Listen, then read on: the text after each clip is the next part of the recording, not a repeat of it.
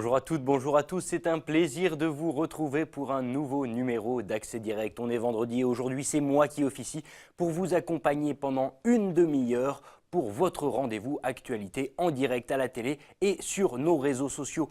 Et ce soir encore le programme est chargé puisque au sommaire nous avons du sport au féminin avec Anne-Rémy tout juste revenue du Finland Trophy en Laponie. Puis nous aurons le plaisir d'accueillir comme chaque mois Sophie Cessna et ses objets d'hier, sans oublier Camille Copin qui vous fera découvrir tout ce qu'il y a dans son calepin magique. Ça s'annonce chargé, ça commence tout de suite, bienvenue dans Accès Direct. Et on commence comme à chaque fois avec les titres de l'actu et ce soir c'est Seb. Bonsoir Salut Seb. Manu. Actualité chargée et on commence avec une news ministérielle. Oui, tu étais ce matin en Savoie pour la visite de Laurence Parly, la ministre des Armées, qui devait passer toute la journée dans le département. Malheureusement, une visite un petit peu écourtée avec ce qui s'est passé dans le Var, un très grave accident, un crash entre deux hélicoptères. Donc on va voir avec toi ton sujet que la visite a été un petit peu écourtée. Elle a quand même fait le déplacement. Alors, on a essayé de faire des sujets pour l'actualité, mais bon, on s'est débrouillé. Et deuxième titre ce soir, portrait d'un jeune champion. Voilà, on va parler des JO. Les JO, c'est dans une semaine, avec un jeune champion, Antoine Adélis, qui va disputer ses deuxièmes Jeux Olympiques à seulement 21 ans. Et Olivia Boisson l'a rencontré en pleine préparation. De belles images, on a hâte de voir ça. Et puis, puisque je te tiens, on va enchaîner avec la revue de presse. Et ce soir, on reparle de Sophie la girafe. Oui, Sophie la girafe, hein, la success story de Sophie la girafe à l'honneur dans l'Écho Savoie-Mont-Blanc. Le célèbre jouet intergénérationnel emblème de la marque haut-savoyarde Vully continue son expansion à l'international. Il faut savoir que Sophie la girafe est fabriquée selon le même mode industriel depuis sa création en 1961. Signe que c'est une recette qui fonctionne. Dans cette optique d'ouverture au monde, sachez que Sophie la girafe et toute sa famille sont actuellement exposés jusqu'à ce dimanche dans le plus grand salon mondial du jouet du côté de Nuremberg en Allemagne. La marque Vully est aujourd'hui distribuée et vendue dans 82 pays avec notamment une grosse partie en Asie. Et puis un dernier chiffre, en 2017, l'entreprise a réalisé un chiffre d'affaires de 30 millions d'euros, dont la moitié à l'export. Donc voilà, ça se passe bien, puis ça continue de grandir, notamment à l'international. Indémodable donc. Et puis on reparle du héros de la Clusa, notre Candide Tovex national. Candide Tovex est un homme reconnaissant puisqu'après le succès retentissant de sa dernière vidéo, le skieur freestyle skie sur bon nombre de monuments à travers le monde, il a décidé de remercier ses fans avec un petit clip, avec notamment un backflip réalisé sur une vague. Je pense qu'en vrai amateur, Manu, tu apprécieras. J'avoue, c'est assez classe. Je n'ai pas en tête, j'ai plus en tête ce dont tu veux nous parler. Eh ben, moi, je vais faire un petit créneau côté suisse avec le bilag, le no-bilag, ce fameux sujet sur la taxation de la télévision et de la radio suisse qui cesse de diviser. Alors, tout le monde a un avis sur la question et visiblement, tout le monde a ses convictions. Mais de quoi est-il question exactement? Eh ben, nos confrères de la Tribune de Genève nous livrent aujourd'hui toute une étude, un décryptage dans les règles. Alors comment ont évolué les taxes ces dernières années? Comment sont-elles réparties? Combien gagne le patron de la SSR jusqu'aux sommes dont disposent les autres diffuseurs publics étrangers? Bref, tout est comparé, listé, histoire de pouvoir briller en société et de se faire une vraie idée avant d'aller voter. C'est pour le 4 mars prochain. On suivra avec attention. Il me semble un concours photo. Tout à fait, ouais. C'est un petit clin d'œil à une application Climbing Away bien connue de tous les grimpeurs, donc une application sur smartphone qui cherche à référencer tous les sites d'escalade du monde. Aujourd'hui, la communauté a déjà listé plus de 3600 sites et après 10 ans d'existence, ils se sont lancés dans un premier concours photo, donc des calendriers, des t-shirts et du matos à gagner. Alors, chers amis grimpeurs, n'hésitez plus à aller vous faire tirer le portrait sur le rocher, comme quoi vous avez beaucoup plus à gagner que de la notoriété. Merci Seb. Merci Manu. Je te laisse finir de te préparer et on se retrouve tout à l'heure. Et puis j'ai le plaisir d'accueillir sur ce plateau notre invitée du jour, Anne-Rémy. Bienvenue.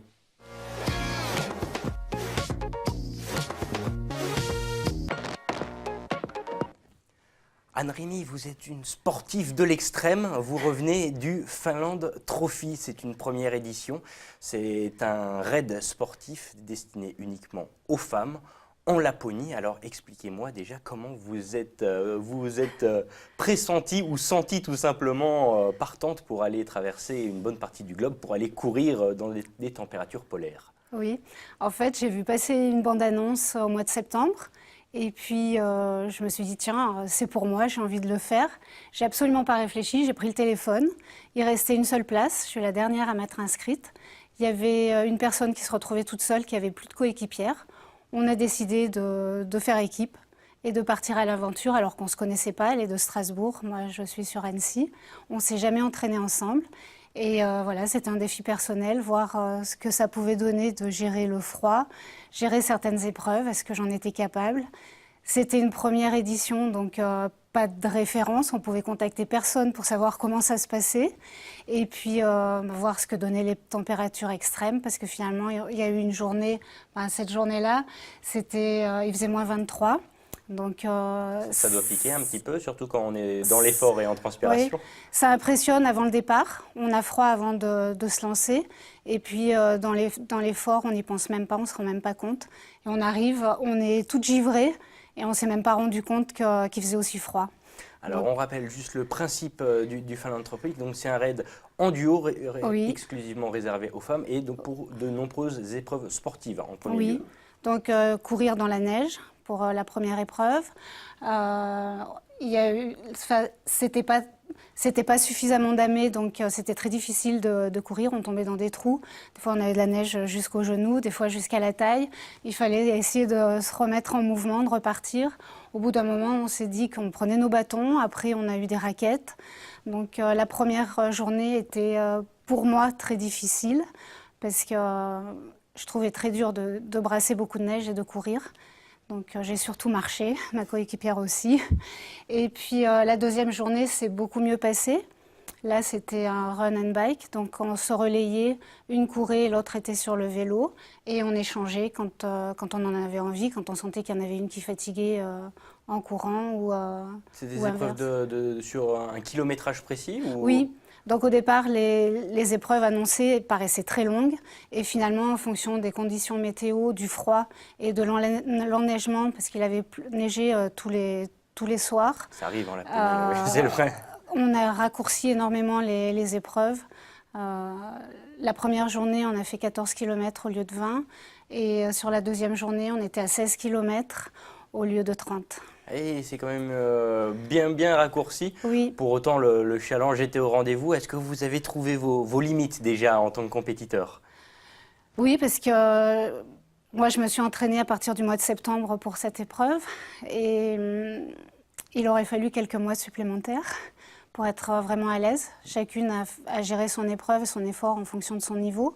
J'ai été très étonnée de voir que certaines filles... avait vraiment la pêche et arrivait à courir dans des conditions qui, pour moi, étaient mission impossible. C'est un challenge avec des filles qui viennent de partout? De partout, tout âge, de tous les milieux, des très sportives, des moins sportives. Pour certaines, c'était une découverte du ski de fond. Moi, c'était une découverte de ces raids, alors qu'il y a des habitués qui savent comment gérer l'effort, comment gérer les épreuves. Donc oui, c'était un beau défi. Et c'est un défi et en plus caritatif. Voilà, tout à fait. On aidait l'association Keep Up Brest, donc pour lutter contre le cancer du sein, sensibiliser les jeunes femmes à la détection par l'autopalpation, pour prévenir au plus tôt les cancers du sein. Aujourd'hui, c'est un réel enjeu. Ouais. Justement, toutes ces femmes, toutes ces compétitrices, 51 équipes oui. se sont positionnées cette année, justement, sont parties. Ça a été aussi un challenge humain, puisque je suis sûr que vous avez créé des contacts ou en tout cas peut-être des amitiés avec d'autres compétitrices. Forcément, oui, forcément. Et puis, parmi les personnes qui étaient venues courir, il y en avait une justement qui était là par son histoire personnelle, parce que atteinte du cancer du sein et la famille bien touchée, les sœurs, la mère, donc, et qui était là avec le médecin qui l'avait opérée. Donc elles ont couru en équipe, c'était beau de les voir se battre. Elle s'est battue contre la maladie, là elle s'est battue pour boucler le raid, c'était beau. Pour vous, c'était une première expérience, ça donne des idées derrière, d'autres challenges et d'autres aventures au programme? Oui, forcément, on a envie après, une fois qu'on commence, on a envie de continuer. Pas forcément le même, je trouverais dommage de faire 2 fois la même chose, alors que les paysages sont magnifiques, c'était vraiment une belle expérience. Pareil, c'était une première en Laponie pour vous? Oui. Qu'est-ce qui vous a le plus marqué sur ce site? C'est quoi le moment qui restera? Le lever du soleil, c'est magique. Il fait pas chaud, pas très jour, et puis tout d'un coup le soleil arrive, le soleil est rasant, et c'est vrai qu'on l'a de 10h jusqu'à peu près 16h. Oui, et là, c'est ça, c'est que du 25 au 29 janvier, Ouais. on n'est pas loin du pas de soleil du tout finalement. Oui, oui. Et c'est vrai que là, il y a une luminosité qui est magique, et c'est extraordinaire. Et du côté humain? Côté humain, ben, c'est pareil, il y avait beaucoup d'entraide. Il y en a qui foncent, il y en a qui sont en difficulté, et on ne laisse jamais une équipe en difficulté. Il y en a toujours une autre équipe pour aider, pour encourager. On s'est beaucoup toutes soutenues et encouragées. Donc vous referez d'autres compétitions avec votre binôme que vous avez trouvé sur place ou... Pas forcément. Moi, j'ai un projet pour la suite avec des personnes qui sont plus proches de moi, qui sont sur Annecy. Ce sera plus facile pour s'entraîner. Ce sera un trek d'orientation. Je suis plus faite pour marcher que pour courir. Donc, ce sera plus facile pour moi. Eh bien, écoutez, on vous souhaite bien du courage en tout cas pour tous ces objectifs. Merci beaucoup, Anne-Rémy, d'avoir été avec nous sur ce plateau aujourd'hui et de nous faire découvrir ces belles images que sont la Finlande. Je vous laisse regagner la régie. Merci. Pendant que j'accueille Sophie Cespa. Bonsoir. Bonsoir. Merci Bonsoir, beaucoup Manu. de nous retrouver. Bon, bah, avec plaisir. Et avec encore de belles découvertes ce mois-ci. J'ai les bras chargés ce soir. Je ne sais pas comment je vais réussir à repartir du plateau avec tout ça. Et comme chaque mois, on découvre des objets du quotidien de nos aïeuls. Exactement, exactement. Alors ce soir, comme d'habitude, je me cale sur la saisonnalité, mois de février, mois pendant lesquels on se gèle, hein, on peut le dire. On peut dire ça. On s'est toujours gelé au mois de février, et plus particulièrement au mois de février, puisqu'en fait, c'est le mois de l'année qui est le plus froid. Et je vous avais parlé au mois de décembre de la bouillotte pour pouvoir se réchauffer. Bah, je vous ai amené sa cousine. Je vous ai amené la bassinoire. Alors La ça, bassinoire. vous l'avez vu. C'est sûr, vous avez vu ça déjà chez vos grands-mères, chez vos arrière-grands-mères, chez tout le monde. Parce qu'en fait, c'est un objet qui n'est pas spécifique à la Haute-Savoie. C'est un objet qu'on a eu partout en France. Alors, on a vent des bassinoires au XVe siècle. On sait qu'au XVe siècle, les riches, en fait, qui avaient des draps certainement un peu épais et du coup plein d'humidité, on trouvait que c'était pas très sympa de se coucher dans un plumard tout humide. Et donc, on a créé cet ustensile, la bassinoire, qu'on ouvre, dans laquelle on met des braises. Des braises chaudes, on va les mettre donc avec la bassinoire, on les met entre les draps et tout doucement, on va passer la bassinoire pour pouvoir réchauffer le lit. C'est pas destiné à rester toute la nuit sous le matelas du coup. Ben non, parce que je pense pour le coup, on se brûlerait les pattes, c'est simplement. Alors, ce qui est très intéressant, c'est qu'on se rend compte qu'au XVIIIe siècle, les gens 17-18e siècle, les gens font hériter leur héritier de leur bassinoire. C'est donc qu'il y a un véritable engouement pour la bassinoire. Et surtout, il y a une idée toute nouvelle qui arrive, c'est l'idée du confort. On en a marre des vies trop rudimentaires et on a envie d'avoir chaud, puisque quand on a chaud, on n'est pas malade et donc on est encore en bonne santé. Alors il faut savoir qu'au XVIIIe siècle, il y a des bassinoires qui vont avoir des décors qui sont vraiment très intéressants. Ah oui. Et c'est ce qui fait qu'aujourd'hui, en fait... véritable art. Oui, alors tenez, je vais vous donner celle-là qui est vraiment très jolie. Vous prendrez 2 minutes pour la regarder, mais tout en haut, vous avez un petit angelot. Alors, je ne sais pas si à l'écran, ça va rendre bien, parce que c'est quand même un peu brillant. Mais il faut savoir que ça, ce sont des bassinoires du XVIIIe siècle, et qu'aujourd'hui, les collectionneurs, eh bien, les récupèrent plus particulièrement pour leur couvercle. Pas pour l'objet, parce que vous voyez, c'est encombrant. Finalement, c'est pas si sympa que ça, mais les couvercles ont toujours été travaillés au XVIIIe siècle. Et on a des décors somptueux. Et aujourd'hui, les férus de décoration récupèrent les couvercles de bassinoire. Et un peu à la manière des assiettes en accumulation sur les murs, vous avez peut-être vu ça dans les magazines de décoration. Et bien maintenant, dans ce qu'on appelle les cadres en caisse américaine, donc des cadres un peu profonds, on vient mettre sa bassinoire en déco et on en fait des accumulations des murs entiers. Il faut être honnête, c'est canon et surtout la bassinoire 18e siècle, juste le couvercle, c'est vraiment pas cher. Ça se trouve facilement aujourd'hui, Ouais. il en reste encore beaucoup. Ouais, sur Internet, on en trouve bien. Sur un site de vente aux enchères que vous connaissez et que je connais aussi, on peut en trouver pour moins de 30 €. Ok. Donc, il y a matière à faire des sujets de décoration vraiment très très sympas.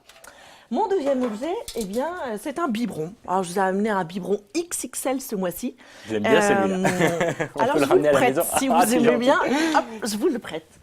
Alors, pourquoi ce biberon? Eh ben, au mois de février, quand on avait l'habitude de manger du fromage, on savait qu'au mois de février, on ne mangerait pas de fromage de chèvre. Parce que le mois de février, typiquement, c'est le mois de l'agnelage, et plus particulièrement en Haute-Savoie. À cette période de l'année-là, donc les chèvres, elles ont leurs chevreaux, et donc il n'est pas question pour le berger eh bien, de traire sa chèvre et donc de faire du fromage, puisqu'il conserve le lait pour le petit à venir. Or, parfois, eh bien, la nature est un peu facétieuse, parce que peut-être vous ne le savez pas, mais la chèvre, elle est faite pour avoir qu'un seul petit.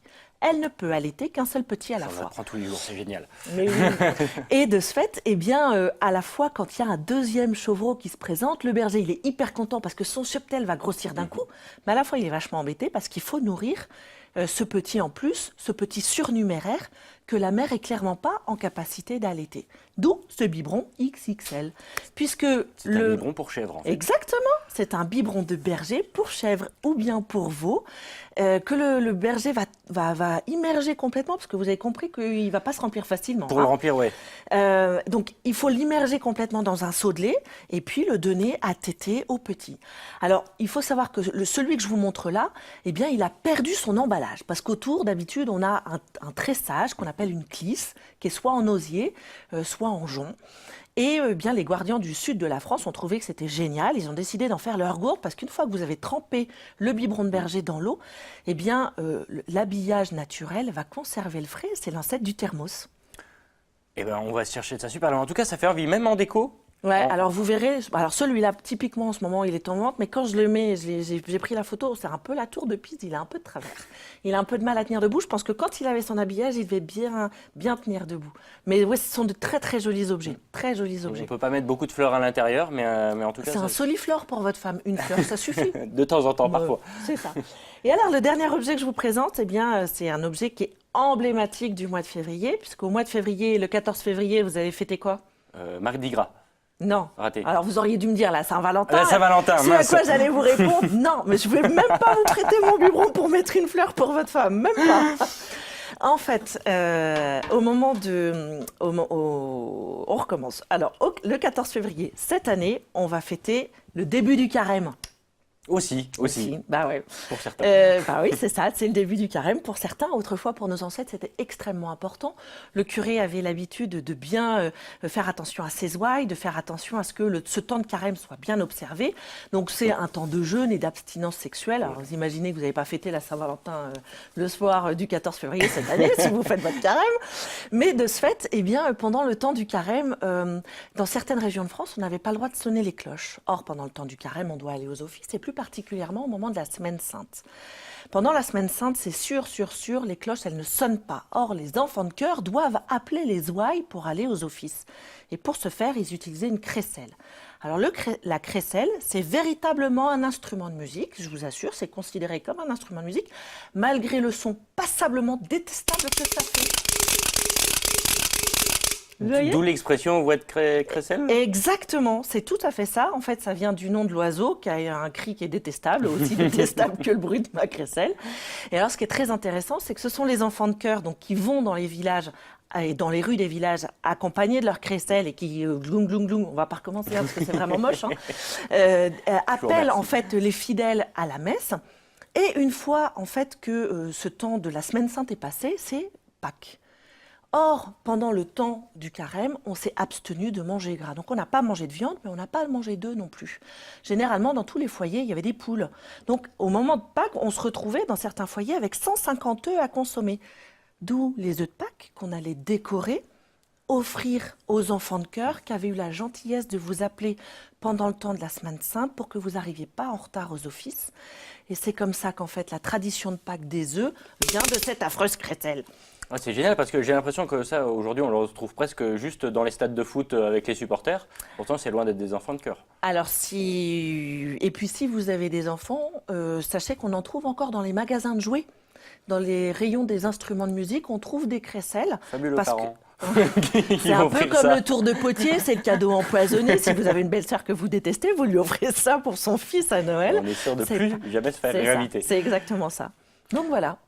En tout cas, un très bel objet. Celui-ci aussi, donc, il se trouve dans sa version historique assez facilement. Alors celui-ci, on le trouve dans sa version historique. Alors sur le mien, vous ne l'avez pas remarqué, mais il y a une inscription gravée. Il vient de la région et il date de 1896. Donc il a été conservé probablement dans une église, dans une paroisse.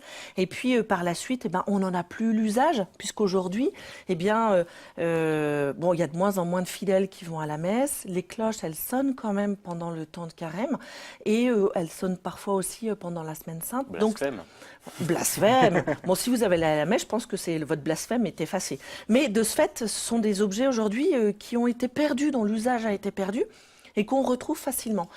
Ce qui est aussi intéressant, c'est de savoir que c'est un objet qui est très ancien, au XVe siècle, on en a des traces. On sait que les lépreux et les pestiférés, quand ils arrivaient dans des villages, ils signalaient leur présence, justement par ce bruit de la crécelle, qui est toujours aussi détestable, mais qui permettait aux gens de savoir que des malades arrivaient dans leur village. Et de ce fait, les populations partaient en retrait, laissaient les flots de pestiférés passer à travers les villages, et puis attendaient justement que le son de la crécelle se soit suffisamment éloigné pour réintégrer leur vie quotidienne. Un objet aux 1000 usages. C'est ça. Donc tout ça, on peut le retrouver sur votre site internet. Alors, toutes les explications que je vous ai données ce soir, vous pouvez les retrouver. Moi, j'ai un site, j'ai une partie boutique. Si vous avez envie de vous faire plaisir, vous pouvez acheter un objet. Mais j'ai surtout une énorme partie documentaire pour laquelle je suis très connue, puisque c'est assez atypique. Je suis un antiquaire qui donne des informations sur les objets, parce que c'est tout l'intérêt, c'est de pouvoir se réapproprier ces objets-là.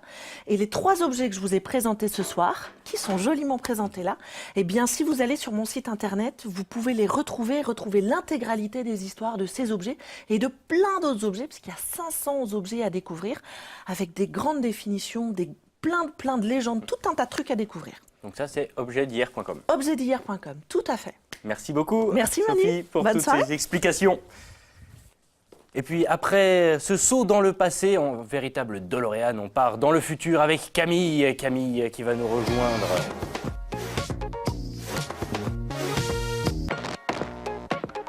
Oui, j'avais oublié les virgules qui d'avance, mais c'est pas grave.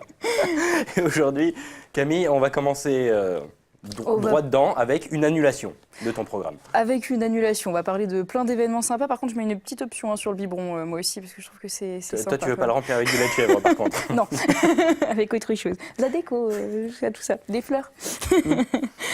Donc oui, on va commencer par parler de la Full Moon, donc, qui est annulée ou en tout cas reportée, qui n'aura pas lieu ce week-end. Elle devait, donc on avait reçu Alexis Bongard de la Clusa qui était en plateau mercredi avec nous. On en avait parlé, il devait y avoir 2 dates, le 3 février et le 3 mars. Voilà, finalement, du coup, dû aux conditions météorologiques pas forcément fameuses ce week-end, voilà. Ils ont annulé la pleine lune. Exactement, on va garder celle du 3 mars. Vous pourrez y aller à ce moment-là. En espérant que la météo soit de la partie cette fois-ci. Exactement. Puis direction les Arcs. Oui, pour le Big Up and Down, ça a commencé aujourd'hui, ça aura lieu encore demain et dimanche. Donc c'est un rendez-vous incontournable des amoureux de ski de randonnée et l'occasion de découvrir cette discipline. C'est un événement ouvert à tous, pour tous les âges et pour tous les goûts. Vous pourrez tester et discuter matos avec la vingtaine de marques qui sera présente lors de l'événement de 9h30 à 16h30 le samedi et de 9h30 à 15h30 le dimanche. Il y aura des ateliers d'EVA pour se perfectionner à la recherche de victimes en avalanche. 2 sessions gratuites organisées à 10h et à 14h. Les inscriptions se font sur place. Il y aura également des initiations à la rando, des ateliers pour les enfants de 8 à 12 ans pour apprendre et comprendre la sécurité en montagne avec des pisteurs et des maîtres chiens. Toi, je sais que voilà, tu aimes bien ce genre de choses, Manu. Tu en as déjà fait. Il faudrait que j'en fasse quelques-uns d'ailleurs. Donc voilà, je trouve ça assez sympa pour les enfants de 8 à 12 ans. C'est l'occasion vraiment de se familiariser avec tout ça. Et il y aura également une montée nocturne conviviale à 18h le samedi. Voilà, tout un programme pour profiter au maximum de ce week-end en espérant effectivement que les conditions météo seront en tout cas à peu près stables et qu'il ne neigera pas trop. Toutes les infos sont à retrouver sur le site des Arcs, donc lesarcs.com. Donc ça, c'est le rendez-vous convivial. Il y en a un autre pour les plus acharnés, peut-être un peu plus masochistes, ou en tout cas plus sportifs. Plus sportif.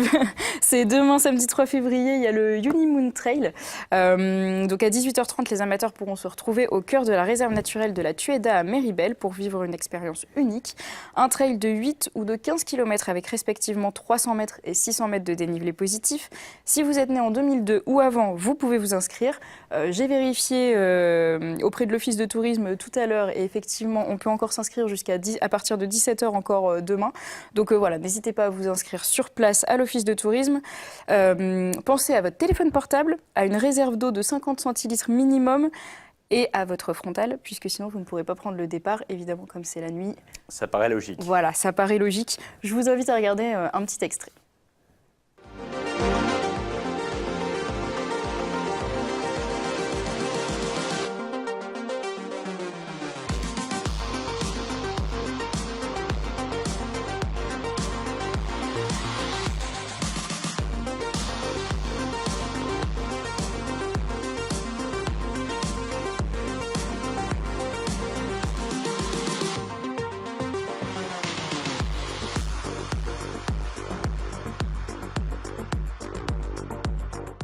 Des images qui font envie. Hein. Départ donc à 18 h 30 demain devant l'office de tourisme de Méribel-Motaré. Eh bien, c'est noté. Bon, après le sport, le réconfort. Voilà, et aussi une option pour si jamais la météo est vraiment peu clémente. Voilà, ce week-end, je vous propose de cultiver votre bien-être avec donc la 12e édition du salon Bio et Bien-être qui aura lieu à Rumilly à la salle des fêtes. Il y aura plus de 30 exposants pour vous diriger vers la médecine douce, pour prendre connaissance de la naturopathie ou de l'hypnose, soigner son alimentation, s'intéresser aux cosmétiques bio. Voilà, il y a un petit peu de tout. L'entrée et les conférences sont gratuites. Demain samedi, ce sera ouvert de 10 h à 19 h et dimanche de 10 h à 18 h. Donc on prend un petit peu de temps pour s'informer et se faire du bien. C'est important. Du côté de la Haute-Savoie, il y a autre chose à faire ? Oui, région en Seine, les 6, 7 et 8 février prochains. Donc je vous invite à faire un tour au Festival Région en Seine. Ce sera la 23e édition, l'occasion de présenter 14 projets artistiques qui ont été repérés et accompagnés par le Maillon et ses adhérents. Le Maillon, c'est la fédération Auvergne-Rhône-Alpes du réseau national Le Chaînon. Il y aura donc au programme de la magie, du théâtre, des concerts, aussi de la BD-concert. J'ai vu ça, ça a l'air assez sympa. Et même de la danse traditionnelle et contemporaine, pas mal de petits événements. Manu, sache que les spectacles sont à 2 € et les soirées-concerts à 5 €. Donc pour le coup, les prix sont ultra attractifs. Vous pouvez y aller au théâtre. C'est le début du mois, c'est bon, je peux me l'offrir, tu sais. Non, mais même, voilà, je veux dire, pour le coup, c'est vraiment l'occasion d'y aller. Il y aura des spectacles au Théâtre Renoir, au Rabelais ou encore au Quai des Arts pour découvrir donc des spectacles de qualité et vraiment peu chers. Eh bien, on a hâte de voir ça. Un dernier petit plan, on reste du côté d'Annecy ? Oui, pour le festival hors piste qui aura lieu donc du 7 au 11 février prochain. Je prends un petit peu d'avance parce que du coup le week-end prochain, sinon ça aurait déjà commencé. Voilà, l'objectif c'est de proposer au public une programmation pointue d'artistes qui font l'actualité musicale dans le paysage français et international. Pendant 5 jours, vous pourrez découvrir une vingtaine de groupes et artistes qui se produiront au Brise-Glace, au Manège du Haras, à Bonlieu, Bazar sans frontières ou encore aux Forges de Cran. Il y aura entre autres le Box qui est donc le bar éphémère au Haras d'Annecy du jeudi 8 au samedi 10 février. De 17 h à 22 h, vous pourrez aller et venir librement et découvrir des DJ sets. Également des concerts au Brise-Glace ou aux Forges de Cran et même une rencontre avec la photographe Anne-Laure Etienne.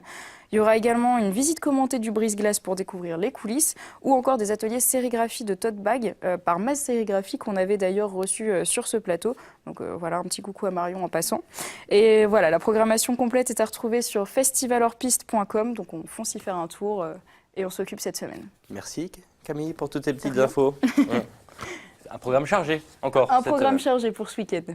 Et puis on va enchaîner avec un petit créneau en Maurienne avec notre session webcam.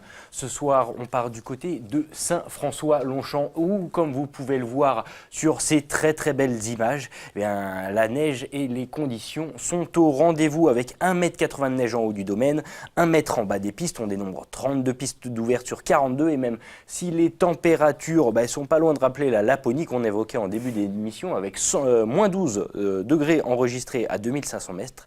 Le risque d'avalanche, lui, est limité à 2 sur 5, alors n'hésitez plus, c'est là-bas qu'il faut chausser.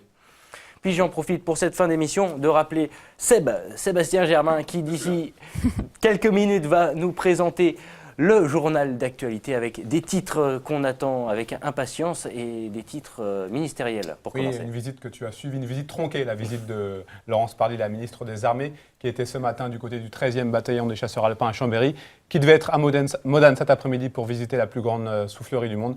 Malheureusement, il y a eu un accident d'hélicoptère du côté du Var, donc elle a dû quitter le département. Et c'est pour ça que je suis là aujourd'hui à vous présenter et pas en fin fond de Maurienne, donc ça fait plaisir.